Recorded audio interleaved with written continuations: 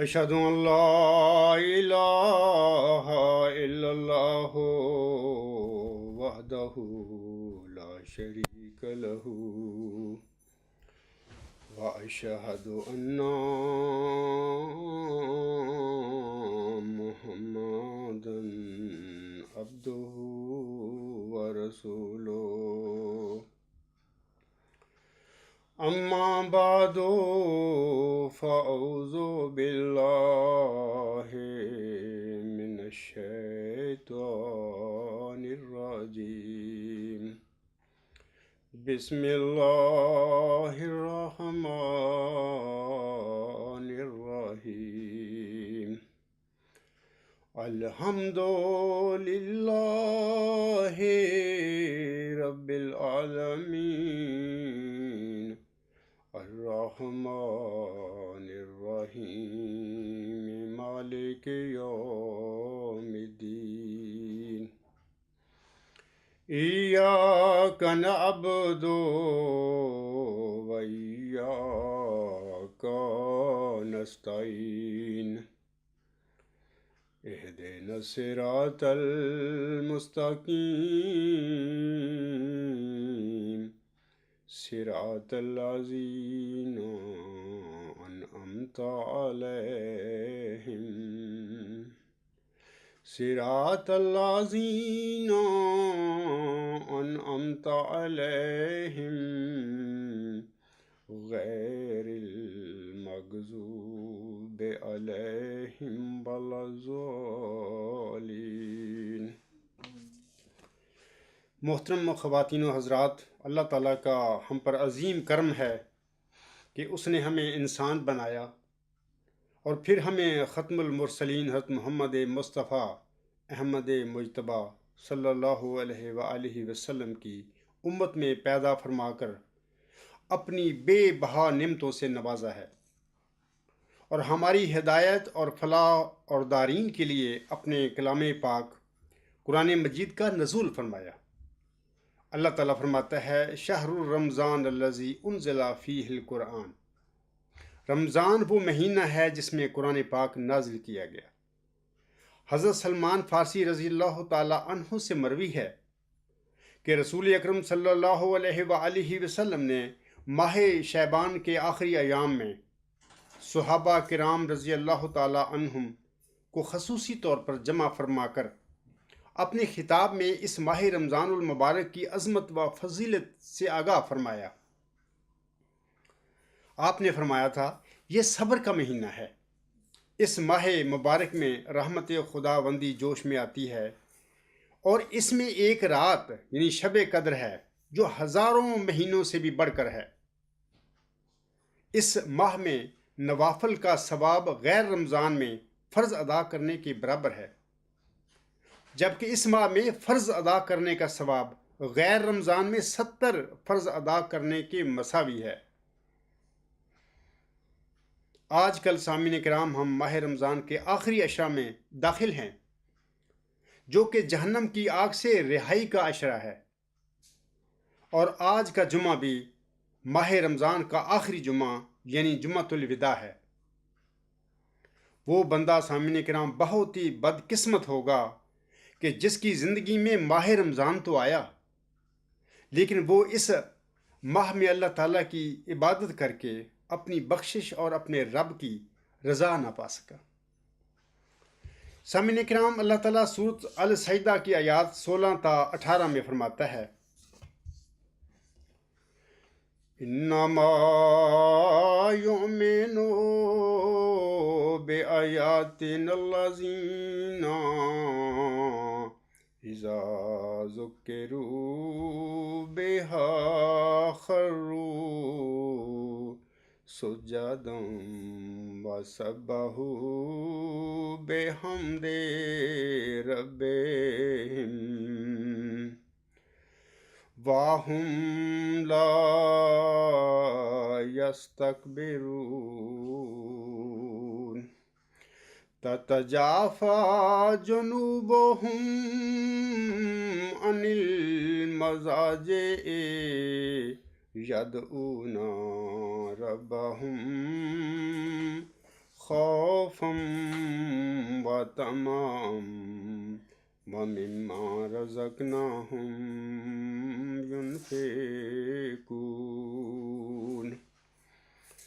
فلا تعلم نفس ما أخفي لهم من قرة أعين جزاء بما كانوا يعملون۔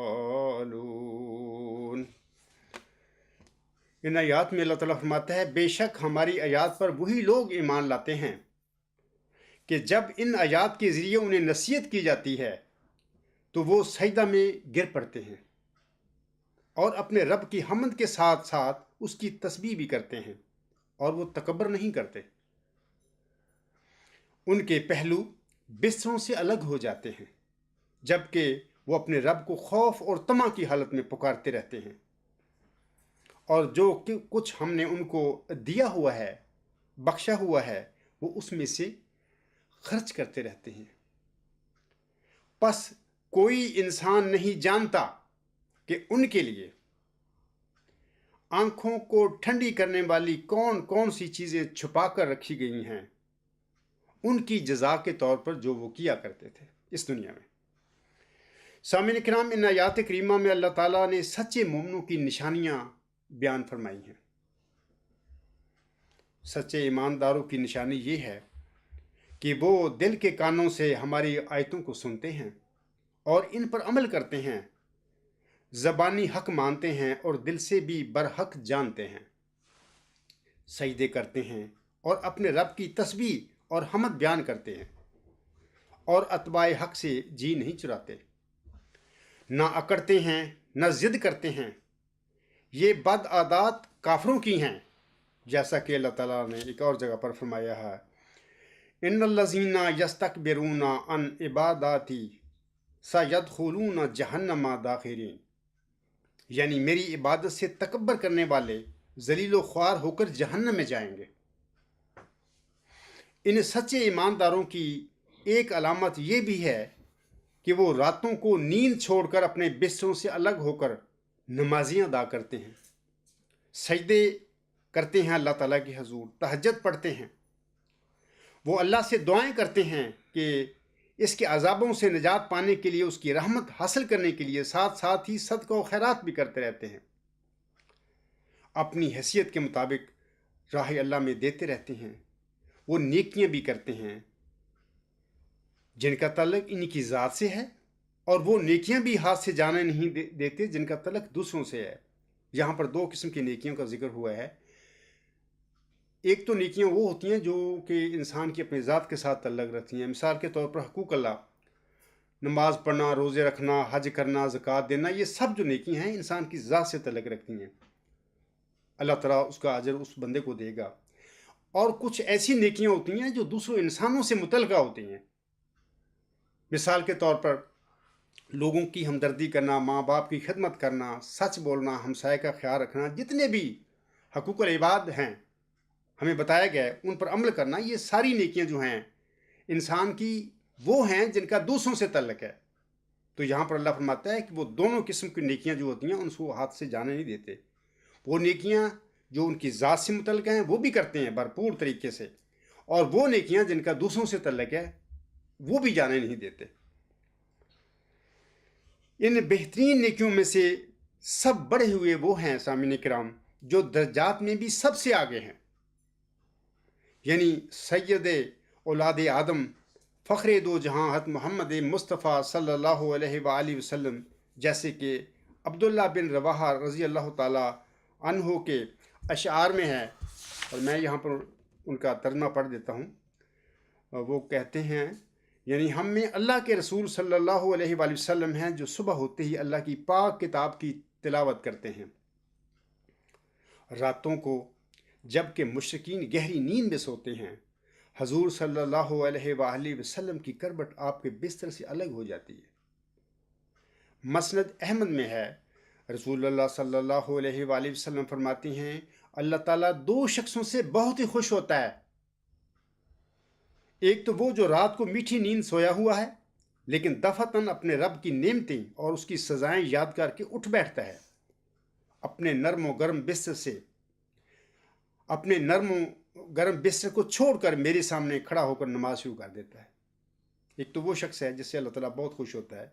دوسرا وہ شخص جو ایک غزوے میں ہے، کافروں سے لڑتے لڑتے مسلمانوں کا پانسا کمزور پڑ جاتا ہے، لیکن یہ شخص یہ سمجھ کر کہ بھاگنے میں اللہ کی ناراضگی ہے اور آگے بڑھنے میں رب کی رضامندی ہے، میدان کی طرف لوٹتا ہے اور کافروں سے جہاد کرتا ہے، یہاں تک کہ اپنا سر اس کے نام پر قربان کر دیتا ہے۔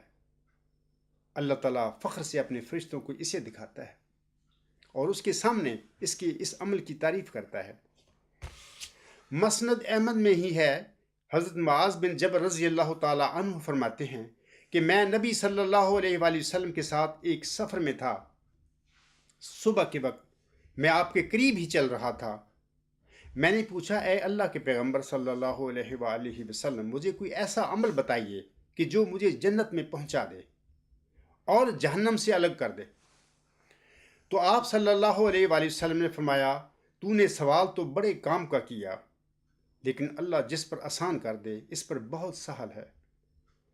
سن، تو اللہ کی عبادت کرتا رہے، اس کے ساتھ کسی کو شریک نہ کر، نمازوں کی پابندی کر، رمضان کے روزے رکھ، بیت اللہ کا حج زکوٰۃ ادا کرتا رہ۔ اب میں تجھے بھلائیوں کے دروازے بتلاؤں۔ روزہ ڈھال ہے اور انسان کی آدھی رات کی نماز صدقہ گناہوں کو معاف کرا دیتا ہے۔ پھر آپ صلی اللہ علیہ وآلہ وسلم نے ایت تجافا یا معلون تک تلاوت فرمائی۔ یہی سورۃ السجدہ کی جو آیات میں نے ابھی شروع میں تلاوت کی ہیں، حضرت نے وہ تلاوت فرمائی۔ پھر فرمایا، اب میں تجھے اس امر کے سر، اس کے ستون اور اس کی کوہان کی بلندی بتاؤں۔ اس تمام کام کا سر تو اسلام ہے، اس کا ستون نماز ہے، اس کے کوہان کی بلندی اللہ کی راہ کا جہاد ہے۔ پھر فرمایا، اب میں تجھے تمام کاموں کے سردار کی خبر دوں۔ پھر اپنی زبان پکڑ کر فرمایا، اسے روک کر رکھ۔ میں نے کہا، کیا ہم اپنی بات چیت پر بھی پکڑے جائیں گے؟ آپ صلی اللہ علیہ وآلہ وسلم نے فرمایا، اے معاذ، افسوس تجھے، یہ معلوم ہی نہیں کہ انسان کو اوندے منہ جہنم میں ڈلوانے والی چیز تو اس کی زبان کے کنارے ہی ہے۔ ایک حدیث یہ بھی ہے کہ اس ایت تجافا کو پڑھ کر حضور صلی اللہ علیہ وسلم نے فرمایا، اس سے مراد بندے کا رات کی نماز پڑھنا ہے۔ ایک حدیث میں ہے کہ قیامت کے دن جب کہ اول و آخر سب لوگ میدان محشر میں جمع ہوں گے تو ایک منادی فرشتہ آواز بلند کرے گا جسے تمام مخلوق سنیں گی۔ وہ کہے گا کہ آج سب کو معلوم ہو جائے کہ سب سے زیادہ ذی عزت اللہ کے نزدیک کون ہے۔ پھر لوٹ کر آواز لگائے گا کہ تہجد گزار لوگ اٹھ کھڑے ہوں، اور اس ایت کی تلاوت فرمائے گا تو یہ لوگ اٹھ کھڑے ہوں گے اور گنتی میں بہت کم ہوں گے۔ حضرت بلال رضی اللہ تعالیٰ عنہ فرماتے ہیں کہ جب یہ ایت اتری، ہم لوگ مجلس میں بیٹھے تھے اور بعض صحابہ رضی اللہ تعالیٰ عنہم مغرب کے بعد سے لے کر عشاء تک نماز میں مشغول رہتے تھے۔ پس یہ ایت نازل ہوئی۔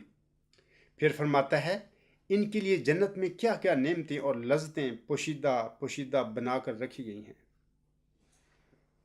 اس کا کسی کو علم نہیں۔ چونکہ یہ لوگ بھی پوشیدہ طور پر عبادت کرتے تھے، اس طرح ہم نے بھی پوشیدہ طور پر ان کی آنکھوں کی ٹھنڈک اور ان کے دل کا سکون تیار کر رکھا ہے۔ جو نہ کسی آنکھ نے دیکھا ہو، نہ کسی دل میں اس کا خیال آیا ہو۔ بخاری کی حدیث قدسی میں ہے، میں نے نیک بندوں کے لیے وہ رحمتیں اور نعمتیں تیار کر رکھی ہیں جو نہ کسی آنکھ کے دیکھنے میں آئیں، نہ کسی کان کے سننے میں، نہ کسی دل کے سوچنے میں آئی ہیں۔ اس حدیث کو بیان فرما کر حضرت ابو ہریرہ رضی اللہ تعالیٰ عنہ راوی حدیث نے کہا، قرآن کی اس ایت کو پڑھ لو، فلا تعلم نفس۔ ایک روایت میں فرمان رسول اللہ صلی اللہ علیہ وسلم ہے کہ جنت کی نعمتیں جسے ملیں وہ کبھی بھی واپس نہیں ہوں گی. ان کے کپڑے پرانے نہ ہوں گے، ان کی جوانی ڈھلے گی نہیں. ان کے لیے جنت میں وہ ہے جو نہ کسی آنکھ نے دیکھا، نہ کسی کان نے سنا، نہ کسی انسان کے دل میں ان کا وہم و گمان آیا. ایک حدیث میں ہے کہ حضور صلی اللہ علیہ وآلہ وسلم نے جنت کا وصف بیان کرتے ہوئے آخر میں یہی فرمایا، اور پھر یہ آیت تجافا یا معلوم تک تلاوت فرمائی. حدیث قدسی میں ہے، میں نے اپنے نیک بندوں کے لیے ایسی نعمتیں تیار کی ہیں جو نہ آنکھوں نے دیکھی ہیں، نہ کانوں نے سنی ہیں، بلکہ اندازہ میں بھی آ نہیں سکتی. اسی طرح صحیح مسلم شریف میں ہے، حضور صلی اللہ علیہ وآلہ وسلم نے فرمایا کہ حضرت موسیٰ علیہ السلام نے اللہ تعالیٰ رب العالمین عز و جل سے عرض کیا کہ اے باری تعالیٰ، ادنا جنتی کا درجہ کیا ہے؟ جواب ملا، ادنا جنتی وہ شخص ہے جو کل جنتیوں کے جنت میں چلے جانے کے بعد آئے گا. اس سے کہا جائے گا کہ جنت میں داخل ہو جاؤ. وہ کہے گا، اللہ کہاں جاؤں؟ ہر ایک نے اپنی جگہ پر قبضہ کر لیا ہے اور اپنی چیزیں سنبھال لی ہیں. اس سے کہا جائے گا کہ کیا تو اس پر خوش ہے کہ تیرے لیے اور اتنا ہو جتنا دنیا کے کسی بہت بڑے بادشاہ کے پاس تھا؟ وہ کہے گا، پروردگار میں اس پر خوش ہوں. اللہ تعالیٰ فرمائے گا، تیرے لیے اتنا ہی اور اتنا ہی اور اتنا ہی اور اتنا ہی اور 5 گنا. یہ کہے گا بس بس، یعنی وہ بندہ کہے گا بس بس اے رب میں راضی ہو گیا. اللہ تعالیٰ فرمائے گا، یہ سب ہم نے تجھے دیا اور اس کا 10 گنا اور بھی دیا، اور بھی جس چیز کو تیرا دل چاہے اور جس سے تیری آنکھیں ٹھنڈی رہیں. یہ کہے گا یعنی مومن بندہ، میرے پروردگار میری تو باچھیں کھل گئیں، جی خوش ہو گیا. حضرت موسیٰ علیہ السلام نے کہا، پھر اے اللہ، اعلیٰ درجہ کے جنتی کی کیفیت کیا ہے؟ فرمایا، وہ لوگ ہیں جن کی خاطر و مدارت کی کرامت میں نے اپنے ہاتھ سے لکھی اور اس پر اپنی مہر لگا دی ہے. پھر نہ تو وہ کسی کے دیکھنے میں آئی، نہ کسی کے سننے میں، نہ کسی کے خیال میں. اس کا مصداق اللہ کی کتاب کی آیت فلا تعلموا، یہ جو ابھی آیت میں نے شروع میں تلاوت کی ہے وہ ہے. حضرت عباس ابن عبد الواحد رحمہ اللہ تعالیٰ فرماتے ہیں، مجھے یہ بات پہنچی ہے کہ ایک جنتی اپنی حور کے ساتھ محبت و پیار میں 70 سال تک مشغول رہے گا، کسی دوسری چیز کی طرف اس کا التفات ہی نہیں ہوگا. پھر جو دوسری طرف التفات ہوگا تو دیکھے گا کہ پہلی سے بہت زیادہ خوبصورت اور نورانی شکل کی ایک اور حور ہے. وہ اسے اپنی طرف متوجہ دیکھ کر خوش ہو کر کہے گی کہ اب میری مراد پوری ہو گئی. مومن بندہ کہے گا، تو کون ہے؟ وہ جواب دے گی، میں اللہ کی مزید نعمتوں میں سے ہوں. اب یہ سراپا اس کی طرف متوجہ ہو جائے گا. پھر 70 سال کے بعد دوسری کی طرف دیکھے گا کہ اس سے بھی اچھی ایک اور حور ہے. وہ کہے گی، اب وقت آ گیا کہ آپ میں میرا حصہ بھی ہو. یہ پوچھے گا یعنی مومن بندہ پوچھے گا، تو کون ہے؟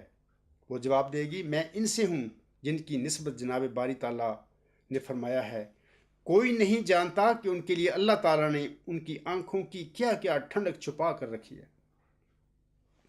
حضرت سعید بن جبیر رحمہ اللہ تعالیٰ فرماتے ہیں، سامعین کرام، فرشتے جنتیوں کے پاس دنیا کے دن کے اندازے سے ہر دن میں 3 بار جنت عدن کے اللہ کے تحفے لے کر جائیں گے، اور جو ان کی جنت میں نہیں اسی کا بیان اس آیت میں ہے. وہ فرشتے ان سے کہیں گے کہ اللہ تم سے خوش ہے. حضرت ابو الیمان فزاری سے مروی ہے کہ جنت کے 100 درجے ہیں. پہلا درجہ چاندی کا ہے، اس کی زمین چاندی کی، اس کے محلات بھی چاندی کے، اس کی مٹی مشک کی ہے.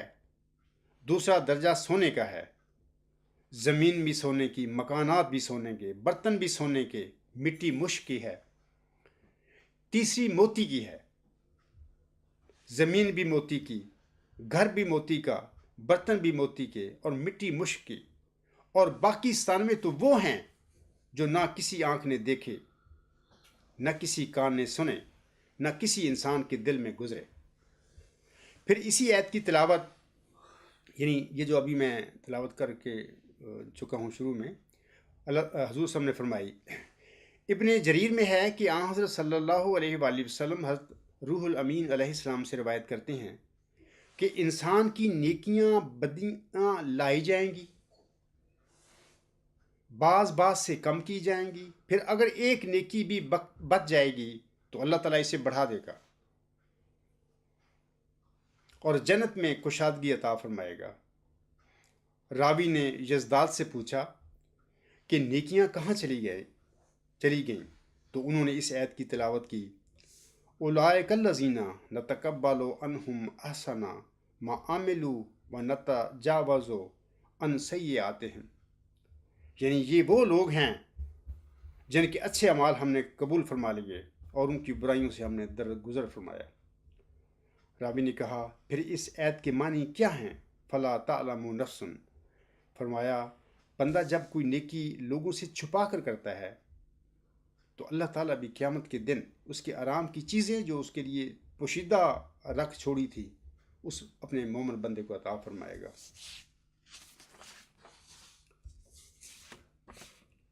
سامعین کرام، سورۃ السجدہ کی آیت 18 جو ابھی میں نے شروع میں تلاوت کی ہے، اس آیت کریمہ کے متعلق حضرت بانی جماعت علیہ السلام اپنی شرح آفاق کتاب اسلامی اصول کی فلسفی میں فرماتے ہیں، اور روحانی خزائن جلد 10 صفحات 397 تا 400 پر حضور صلی اللہ علیہ وسلم کے یہ الفاظ ہیں۔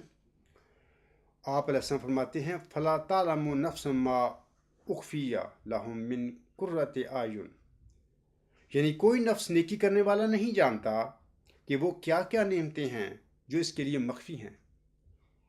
سو خدا تعالیٰ نے ان تمام نعمتوں کو مخفی قرار دیا جن کا دنیا کی نعمتوں میں نمونہ نہیں۔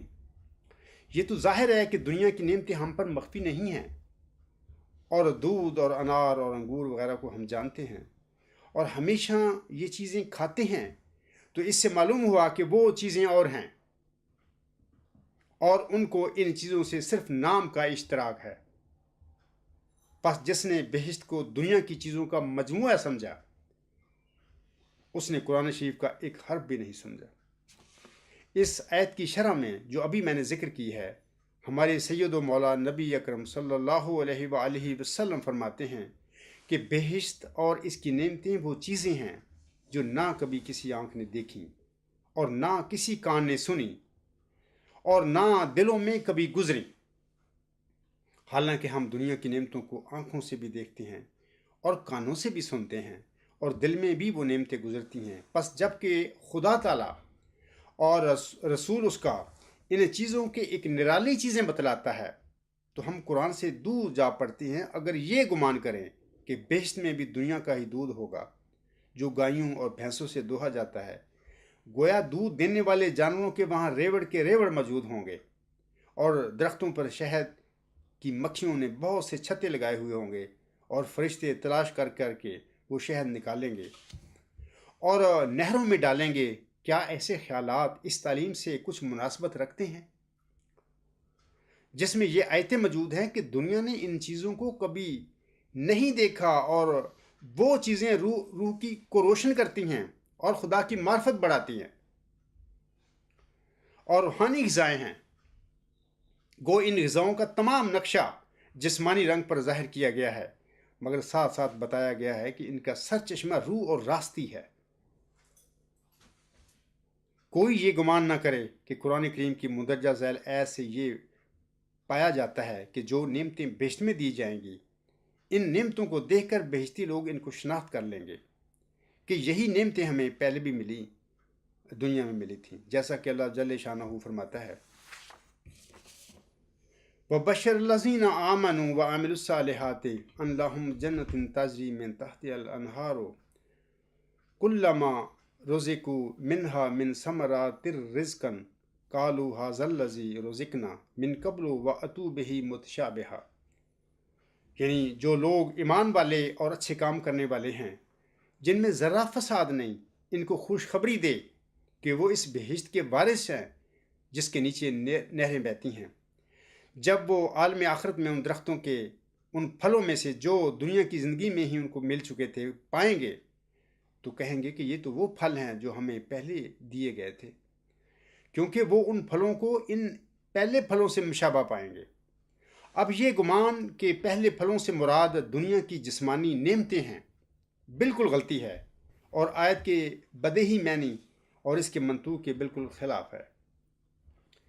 بلکہ اللہ عز و جل شانہ اس آیت میں یہ فرماتا ہے کہ جو لوگ ایمان لائے اور اعمال صالحہ کیے انہوں نے اپنے ہاتھ سے ایک بہشت بنایا ہے جس کے درخت ایمان اور جس کی نہریں اعمال صالحہ ہیں۔ اسی بہشت کا وہ آئندہ بھی پھل کھائیں گے اور وہ پھل زیادہ نمایاں اور شیریں ہوگا، اور چونکہ وہ روحانی طور پر اسی پھل کو دنیا میں کھا چکے ہوں گے اس لیے دوسری دنیا میں اس پھل کو پہچان لیں گے اور کہیں گے کہ یہ تو وہی پھل معلوم ہوتے ہیں کہ جو پہلے ہمارے کھانے میں آ چکے ہیں، اور اس پھل کو اس پہلی خوراک سے مشابہ پائیں گے۔ سو یہ آیت صریح بتلا رہی ہے کہ جو لوگ دنیا میں خدا کی محبت اور پیار کی غذا کھاتے تھے اب جسمانی شکل پر وہی غذا ان کو ملے گی، اور چونکہ وہ پریت اور محبت کا مزہ چکھ چکے تھے اور اس کی کیفیت سے آگاہ تھے اس لیے ان کی روح کو وہ زمانہ یاد آ جائے گا کہ جب وہ گوشوں اور خلوتوں میں اور رات کے اندھیروں میں محبت کے ساتھ اپنے محبوب حقیقی کو یاد کرتے اور اس یاد سے لذت اٹھاتے تھے۔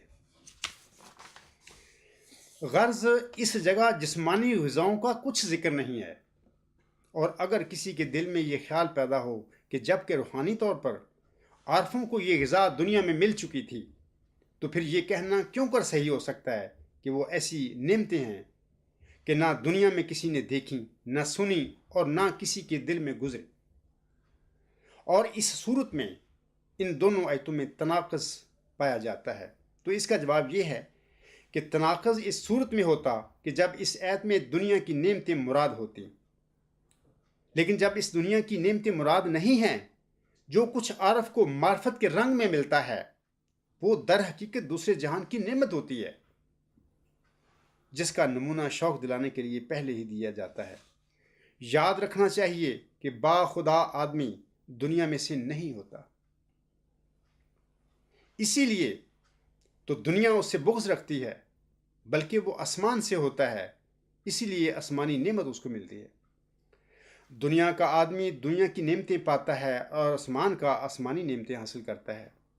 سو یہ بالکل سچ ہے کہ وہ نعمتیں دنیا کے کانوں اور دنیا کے دلوں اور دنیا کی آنکھوں سے چھپائی گئی، لیکن جس کی دنیاوی زندگی پر موت آ جاوے اور وہ پیالہ روحانی طور پر اس کو پلایا جائے جو آگے جسمانی طور پر پیا جائے گا، اس کو یہ پینا اس وقت یاد آئے گا جبکہ وہی پیالہ جسمانی طور پر اس کو دیا جائے گا۔ لیکن یہ بھی سچ ہے کہ وہ اس نعمت سے دنیا کی آنکھ اور کان وغیرہ کو بے خبر سمجھے گا، چونکہ وہ دنیا میں تھا اگرچہ دنیا میں سے نہیں تھا، اس لیے وہ بھی گواہی دے گا کہ دنیا کی نعمتوں سے وہ نعمت نہیں۔ نہ دنیا میں اس کی آنکھ نے ایسی نعمت دیکھی، نہ کان نے سنی اور نہ دل میں گزری، لیکن دوسری زندگی میں اس کے نمونے دیکھے جو دنیا میں سے نہیں تھے بلکہ وہ آنے والے جہان کی ایک خبر تھی، اور اس سے اس کا رشتہ اور تعلق تھا، دنیا سے کچھ تعلق نہیں تھا۔ سامعین کرام، اللہ تعالیٰ سورۃ الحدید کی آیات 21 تا 22 میں فرماتا ہے، اعلموا انما الحیات الدنیا لعب ولہو وزینۃ وتفاخر بینکم وتکاثر فی الاموال والأولاد کمثل غیث اعجب الکفار نباتہ ثم يهيج فتراه مصفرا ثم يكون حطما وفي الآخرة عذاب شديد ومغفرة من الله ورضوان وما الحياة الدنيا إلا متاع الغرور سابقوا إلى مغفرة من ربكم وجنة أرضها كأرض السماء والأرض أعدت للذين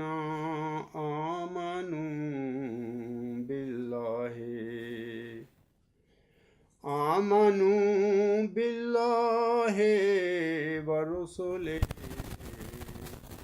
ذلك فضل الله يؤتيه من يشاء والله ذو الفضل العظیم. اللہ تعالیٰ نے یاد فرماتا ہے خوب جان لو کہ دنیا کی زندگی صرف کھیل تماشا، زینت اور آپس میں فخر و غرور اور مال و اولاد میں ایک دوسرے سے اپنے آپ کو زیادہ بڑھانا اور بتانا ہے. جیسے بارش اور اس کی پیداوار کسان کو اچھی لگتی ہے، اچھی معلوم ہوتی ہے، لیکن جب وہ خشک ہو جاتی ہے تو زرد رنگ دکھائی دینے لگتی ہے اور بالآخر بالکل چورا چورا ہو جاتی ہے، اور آخرت میں سخت عذاب ہیں اور اللہ کی مغفرت اور رضامندی ہے. دنیا کی زندگی بجز دھوکے کے اسباب کے اور کچھ بھی تو نہیں. آؤ دوڑو اپنے رب کی مغفرت کی طرف اور اس جنت کی طرف جس کی وسعت آسمان و زمین کی وسعت کے برابر ہے. یہ ان کے لیے بنائی گئی ہے جو اللہ پر اور اس کے رسولوں پر ایمان رکھتے ہیں. یہ اللہ کا فضل ہے جسے چاہے دے اور اللہ بڑے فضل والا ہے. سامعین کرام، ان آیات کریمہ میں دنیا کی تحقیر و توہین بیان ہوئی ہے کہ اہل دنیا کو سوائے لہو و لعب، زینت و فخر اور اولاد مال کی کثرت کی چاہت کے اور ہے ہی کیا. جیسے اور آیت میں اللہ تعالیٰ فرماتا ہے زینا للناس حب الشہوات، یعنی لوگوں کے لیے ان کی خواہش کی چیزوں کو مزین کر دیا گیا ہے، جیسے عورتیں، بچے وغیرہ وغیرہ. پھر حیات دنیا کی مثل بیان ہو رہی ہے کہ اس کی زندگی فانی ہے اور یہاں کی نعمتیں زوال پذیر ہیں. غیث کہتے ہیں اس بارش کو جو لوگوں کی ناامیدی کے بعد برسے. جیسے اللہ تعالیٰ فرماتا ہے وَهُوَ الَّذِي يَنزِلُ الْغَيْثَ مِن بَعْدِ مَا كَانَتُ، اللہ وہ ہے جو لوگوں کی ناامیدی کے بعد بارش برساتا ہے.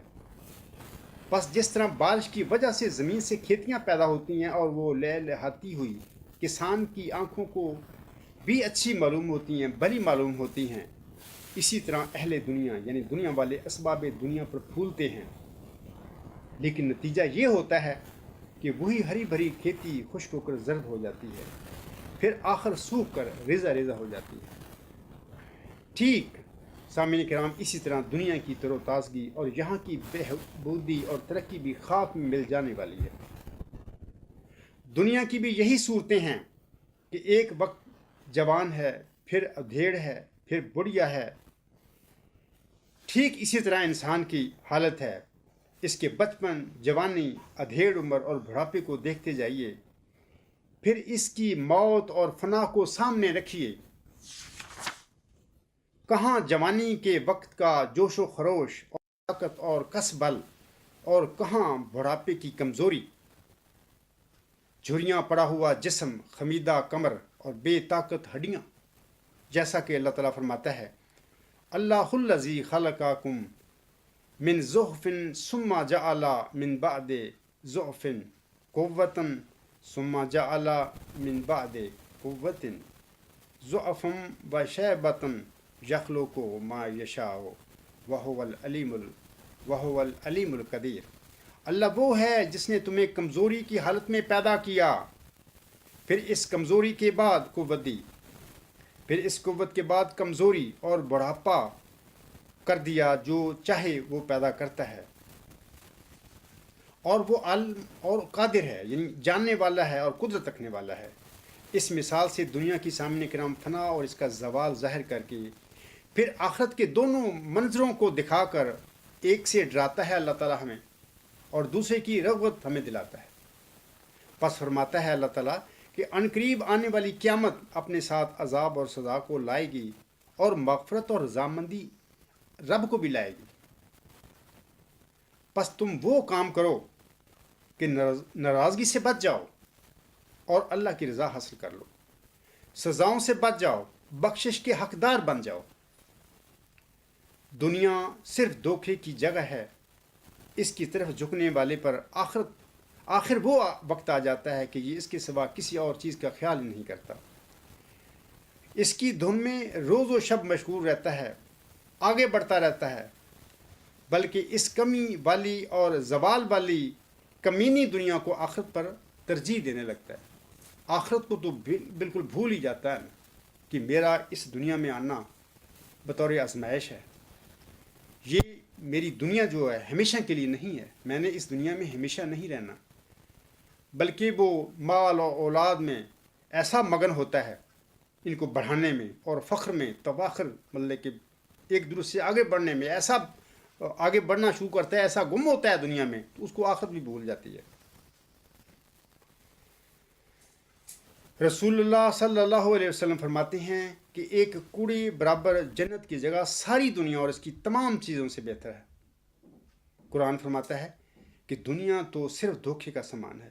اسی طرح سامعین کرام مسند احمد کی مرفوع حدیث میں ہے، تم میں سے ہر ایک جنت سے زیادہ قریب ہے جتنا تمہارا جوتی کا تسمہ، اور بھلائیوں کی، اور اسی طرح جہنم بھی۔ یہ بخاری کی روایت ہے۔ پس معلوم ہوا کہ خیر و شر انسان سے بہت نزدیک ہے، اور اس لیے اسے چاہیے کہ بھلائیوں کی طرف سبقت کرے اور برائیوں سے منہ پھیر کر بھاگتا رہے، تاکہ گناہ اور برائیاں معاف ہو جائیں اور ثواب اور درجے بلند ہو جائیں۔ اسی لیے ایک ساتھ ہی فرمایا، دوڑو اپنے رب کی بخشش کی طرف اور جنت کی طرف، جس کی وسعت آسمان و زمین کی وسعت کے برابر ہے۔ جیسے ایک اور آیت میں اللہ تعالیٰ فرماتا ہے، وَسَارِعُوا إِلَىٰ مَغْفِرَةٍ مِّن رَبِّكُمْ وَجَنَّةٍ عَرْضُهَا السَّمَاوَاتُ وَالْأَرْضُ أُعِدَّتْ لِلْمُتَّقِينَ۔ اپنے رب کی مغفرت کی طرف اور جنت کی طرف سبقت کرو، دوڑو، جس کی کشادگی کل آسمان اور ساری زمینیں ہیں، جو پارسا لوگوں کے لیے، متقی لوگوں کے لیے بنائی گئی ہیں۔ یہاں فرمایا یہ اللہ رسول پر ایمان لانے والوں کے لیے تیار کی گئی ہیں۔ یہ لوگ اللہ کے اس فضل کے لائق تھے، اس لیے اس بڑے فضل والے نے اپنی نوازش کے لیے انہیں چن لیا اور ان پر اپنا پورا احسان اور اعلیٰ انعام فرما دیا۔ ایک صحیح حدیث میں ہے کہ مہاجرین کے فقراء نے حضور صلی اللہ علیہ وآلہ وسلم، یہ مدینے کے فقراء کی بات ہو رہی ہے، حضور صلی اللہ علیہ وسلم سے کہا، یا رسول اللہ صلی اللہ علیہ وآلہ وسلم، مالدار لوگ تو جنت کی بلند درجوں کو اور ہمیشہ رہنے والی نعمتوں کو پالیں گے۔ آپ نے فرمایا یہ کیسے؟ کہا، نماز روزہ تو وہ اور ہم سب کرتے ہیں، لیکن مال کی وجہ سے وہ صدقہ کرتے ہیں، غلام آزاد کرتے ہیں، جو مفلسی کی وجہ سے ہم سے نہیں ہو سکتا۔ آپ نے فرمایا، آؤ میں تمہیں ایک ایسی چیز بتاؤں کہ اس کے کرنے سے تم ہر شخص سے آگے بڑھ جاؤ گے، مگر ان سے جو تمہارے طرح خود بھی اس کو کرنے لگے۔ دیکھو، ہر فرض نماز کے بعد 33 مرتبہ سبحان اللہ کہو، اور اتنی ہی بار اللہ اکبر کہو، اور اتنی ہی دفعہ الحمدللہ۔ کچھ دنوں بعد یہ بزرگ پھر حاضر خدمت صلی اللہ علیہ وسلم ہوا اور کہا، یا رسول اللہ صلی اللہ علیہ وآلہ وسلم، ہمارے مالدار بھائیوں کو بھی اس وظیفہ کی اطلاع مل گئی اور انہوں نے بھی اسے پڑھنا شروع کر دیا ہے۔ تو آپ نے فرمایا، یہ اللہ کا فضل ہے جسے چاہے دے۔ سامعین کرام، میں اللہ تعالیٰ سے دعا گو ہوں کہ وہ ہم سب کو اس ماہ رمضان میں اپنی رضا کے اصول کی راہوں کو ہم پر کھولے بھی، اور ان راہوں پر چلنے کی ہمیں توفیق بھی بخشے، اور ان راہوں کے پر چلنے کی بعد وہ اللہ تعالی ہمیں اپنی رضا سے بھی نواز دے، ہمیں بخش دے۔ تو اسی پر میں اپنا خطبہ ختم کرتا ہوں سامعین کرام۔ وما علینا الا البلاغ وآخر دعوانا ان الحمد للہ رب العالمین۔ اولم وآخرم وظاہرم وباطنم هو مولانا نعم المولا ونعم النصیر۔